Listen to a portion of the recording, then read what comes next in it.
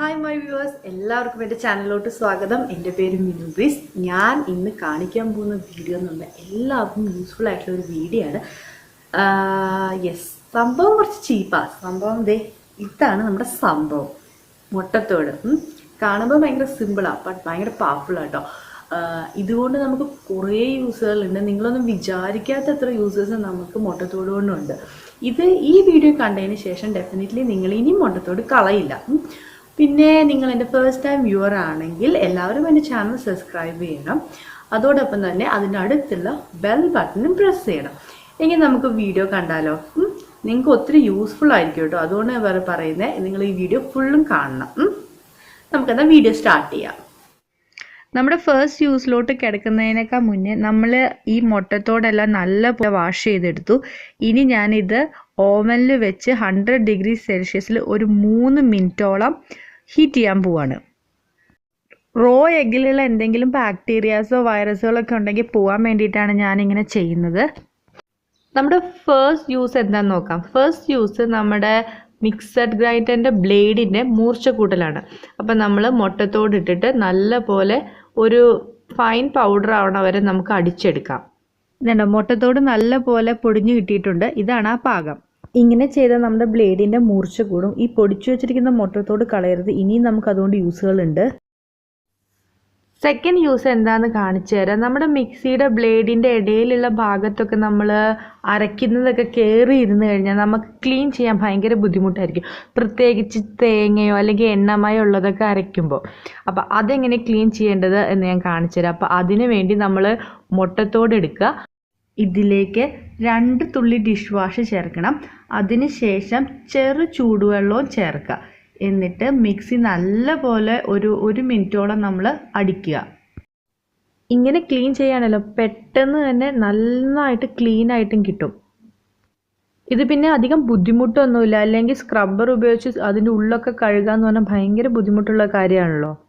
Next use എന്ന് പറഞ്ഞാൽ നമ്മുടെ കോഫി മഗിലോ അല്ലെങ്കിൽ ടീ കപ്പിലൊക്കെ ഉണ്ടാവുന്ന ചായക്കറകളൊക്കെ ഉണ്ടാവില്ലേ, അപ്പം അതൊക്കെ എങ്ങനെ കളയാന്നുള്ളതാണ്. കപ്പിലുണ്ടാവുന്ന ഇതുപോലത്തെ സ്റ്റെയിൻസ് കളയാൻ ഭയങ്കര ബുദ്ധിമുട്ടാണ്. അത് സ്ക്രബ് ചെയ്ത് കളയാൻ കുറേ സമയം എടുക്കും. ഇതിലേക്ക് 1 സ്പൂൺ മുട്ടത്തോട് പൊടിച്ചു വെച്ചിരിക്കുന്നത് ചേർക്കാം. ഇത് നമുക്ക് ഡിഷ് വാഷ് ഒന്നും ഇല്ലെങ്കിൽ തന്നെ നമുക്ക് ഈസി ആയിട്ട് തന്നെ ഇത് പോരും. ഞാൻ കാണിച്ചു തരാവേ. ഞാനിതിനകത്ത് ക്ലീനിങ് ജെല്ലൊന്നും ഒഴിച്ചിട്ടില്ല, എന്നിട്ട് കൂടി പെട്ടെന്ന് തന്നെ പോകുന്ന കാണാം. അധികം ബുദ്ധിമുട്ടാതെ തന്നെ നമുക്ക് ഇങ്ങനത്തെ കറകളൊക്കെ മാറ്റിയെടുക്കാൻ പറ്റും. ഞാനിത് ക്ലീൻ ചെയ്ത് കാണിച്ചു തരാം. അപ്പം നിങ്ങൾക്ക് മനസ്സിലാവും ഇതിനകത്ത് ഒരു സ്റ്റെയിനും ഇല്ല, ഒരു കറയില്ല, നല്ല ക്ലീനായിട്ട് കിട്ടിയിട്ടുണ്ട്. അടുത്തതൊരു ക്ലീനിങ് ഹാക്കാണ്. അപ്പം ഇത് കണ്ടില്ലേ, ഇതുപോലത്തെ പാത്രത്തിൻ്റെ അടിയൊക്കെ ഭയങ്കരമായിട്ട് കരിഞ്ഞും എണ്ണമെഴുക്കൊക്കെ പിടിച്ചിരിക്കുകയാണ്. ഇത് കളയാൻ ഭയങ്കര പാടാണ്. ഇത് കളയാൻ പൊടിച്ചു വെച്ചിരിക്കുന്ന മുട്ടത്തോട് നമുക്ക് ആവശ്യത്തിനനുസരിച്ച് ഇടാം. ഇപ്പം ഞാനിവിടെ 2 ടേബിൾ സ്പൂൺ ഇട്ടിട്ടുണ്ട്.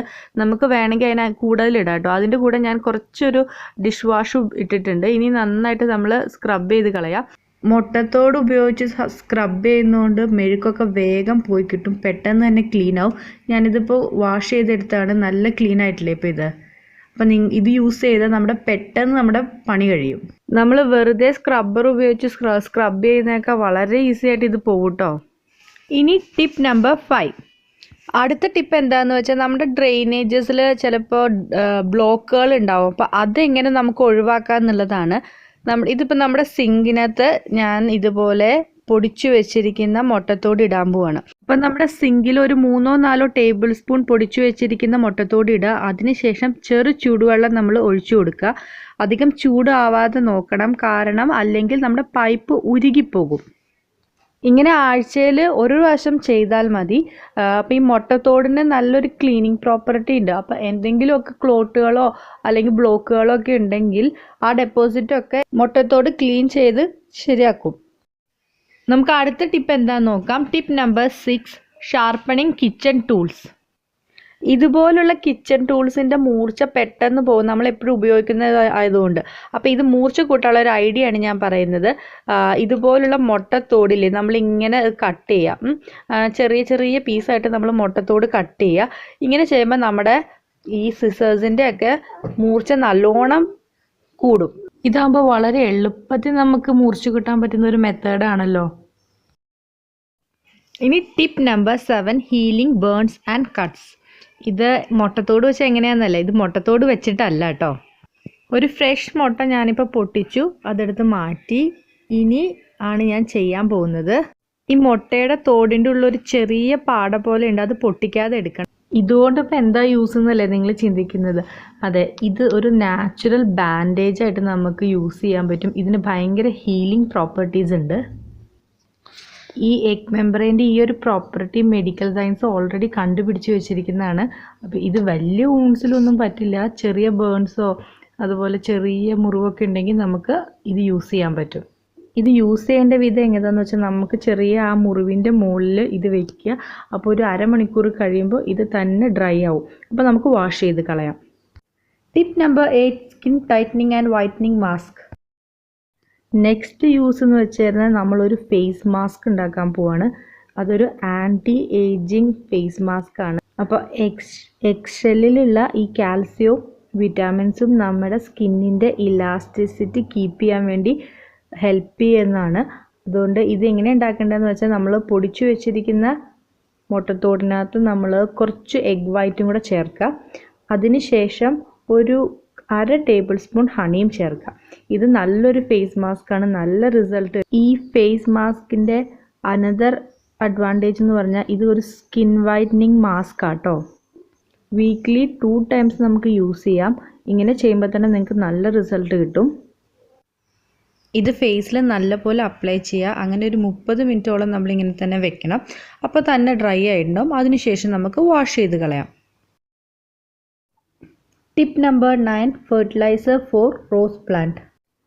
അടുത്ത യൂസ് ആയിരിക്കും നിങ്ങൾക്ക് എല്ലാവർക്കും അറിയുന്നതായിരിക്കും. നമ്മുടെ റോസ് നല്ലപോലെ പൂക്കാൻ വേണ്ടി നമ്മളെല്ലാവരും ഈ മുട്ടത്തോട് നേരെ കൊണ്ടുപോയി ഇതിൻ്റെ ചോട്ടിൽ പൊടിച്ചിടും. അപ്പോൾ ഇത് നല്ല പോലെ ഇഫക്റ്റീവായിട്ടുള്ളൊരു മെത്തേഡാണ് റോസിന്. ടിപ്പ് നമ്പർ 10 എന്താണെന്ന് നോക്കാം. Calcium supplement four dogs. നമ്മുടെ വീട്ടിലെ നായകൾക്കും പട്ടികൾക്കും വളർത്തില്ലേ, അപ്പോൾ അവർക്കൊക്കെ യൂസ്ഫുൾ ആയിട്ടുള്ള ഒന്നാണ്. ഈ പൊടിച്ച മുട്ടത്തോട് നമ്മളൊരു കാൽസ്യം സപ്ലിമെൻ്റായി നമ്മൾ പട്ടിക്ക് ചോറൊക്കെ കൊടുക്കുമ്പോൾ നമുക്ക് കൊടുക്കാം. ഇത് വളരെ ഉപകാരപ്രദമാണ് പട്ടികൾക്ക്. പുറത്തുനിന്ന് വേറെ സപ്ലിമെൻറ്റ്സ് മേടിച്ചു കൊടുക്കേണ്ട ആവശ്യമില്ല. ടിപ്പ് നമ്പർ 11 എന്താണെന്ന് നോക്കാം. Remedy four snails and slugs. നിങ്ങളുടെ കിച്ചൺ ഗാർഡനിൽ ഒച്ചിൻ്റെയൊക്കെ ശല്യം ഉണ്ടോ എങ്കിൽ ഇതാണ് ഏറ്റവും നല്ലൊരു ഹോം റെമഡി. ഒച്ചിൻ്റെയൊക്കെ ശല്യം ഉണ്ടെങ്കിൽ നമ്മൾ മുട്ടത്തോട് ഇതുപോലെ ആ ചെടിയുടെ തായ്തണ്ടിന് ചുറ്റും ഇട്ട് കൊടുക്കുക. അപ്പോൾ ഒച്ചിൻ്റെയൊക്കെ ശല്യം നമുക്ക് മാറിക്കിട്ടും. Tip number 12 calcium supplement for hen. ഇനിയുള്ള യൂസ് എന്താണെന്ന് വെച്ചാൽ, നമ്മുടെ വീട്ടിൽ കോഴികളെ വളർത്തുന്നുണ്ടാവുമല്ലോ. അപ്പോൾ പ്രത്യേകിച്ച് മുട്ടയിടാറായ കോഴികൾക്ക് നമ്മൾ മുട്ടത്തോട് കൊടുക്കുകയാണെങ്കിൽ അവരത് കൊത്തി തിന്നും. ഇതെന്തിനാന്ന് വെച്ചാൽ, കോഴികൾക്ക് കാൽഷ്യത്തിൻ്റെ കുറവുണ്ടെങ്കിൽ അത് പരിഹരിച്ചോളും. ഇങ്ങനെ ഇത് പണ്ട് തൊട്ടേ വീടുകളിലൊക്കെ ചെയ്യുന്നൊരു സംഗതിയാണ്. ഇനി tip number 13 perfect seed starter. ഇനി അടുത്ത യൂസ് എന്താണെന്ന് വെച്ചാൽ, നമുക്ക് ഇതുപോലെ മുട്ടത്തോടിൽ വിത്തുകൾ മുളപ്പിച്ചെടുക്കാൻ പറ്റും. നമ്മൾ നേരിട്ട് മണ്ണിൽ കുത്തി ഉണ്ടാക്കുന്നതിനേക്കാൾ കൂടുതൽ വേഗത്തിൽ മുട്ടത്തോടിൽ വളരും. കാരണം അതിനകത്ത് ആവശ്യമുള്ള പോഷകങ്ങളൊക്കെ മുട്ടത്തോടിൽ നിന്ന് തന്നെ കിട്ടുന്നുണ്ട്. മുട്ടത്തോടിനകത്ത് കുറച്ച് മണ്ണോ അല്ലെങ്കിൽ ചകിരിച്ചോറോ അതിനോടൊപ്പം കുറച്ച് കമ്പോസ്റ്റും വെച്ച് വിത്തുകൾ മുളപ്പിച്ചെടുക്കാം. തൈകൾ വലുതാകുമ്പോൾ നമുക്ക് നേരിട്ട് മണ്ണിലോട്ട് കുഴിച്ചിടാം. അതാണ് ഇതിൻ്റെ ഏറ്റവും വലിയ advantage. Tip number 14 remedy four plant diseases. ചെടികൾക്ക് കാൽഷ്യത്തിൻ്റെ കുറവ് കാരണം ഈ ചിത്രത്തിൽ കാണിച്ചിരിക്കുന്നത് പോലെ തക്കാളിക്കും വെള്ളരിക്കയ്ക്കും ഉണ്ടാകുന്ന ബ്ലോസം എൻഡ് റോട്ട് എന്ന രോഗത്തിന് പ്രതിവിധിയായി ഉപയോഗിക്കുന്നത് ഈ പൊടിച്ച മുട്ടത്തോടാണ്. ചെടിക്ക് പൊടിച്ച മുട്ടത്തോട് ഇട്ട് കൊടുത്താൽ മതി, ഇത് മാറിക്കിട്ടും.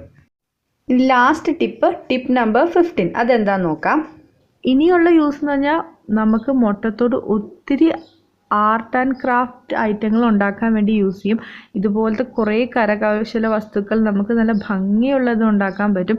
ഇതൊരു മുട്ട കൊണ്ടുള്ള ഒരു മൊസൈക്ക് ആർട്ടാണ്. അതുപോലെ ഇതും ഈസ്റ്ററിന് വയ്ക്കുന്ന ഒരു ഡെക്കറേഷനാണ്. അപ്പം മുട്ടത്തോട് കൊണ്ടുള്ള യൂസസ് എല്ലാം നിങ്ങൾ കണ്ടല്ലോ. അപ്പം നിങ്ങളും ഇതെല്ലാം ട്രൈ ചെയ്ത് നോക്കുക. വീഡിയോ ഇഷ്ടപ്പെട്ടാൽ സബ്സ്ക്രൈബ് ചെയ്യുക. അപ്പം അതുപോലെ തന്നെ ലൈക്കും ചെയ്യണം, ഷെയറും ചെയ്യണം. അപ്പം താങ്ക് യു ഫോർ വാച്ചിങ്. നമുക്ക് അടുത്ത വീഡിയോയിൽ കാണാം. ബൈ.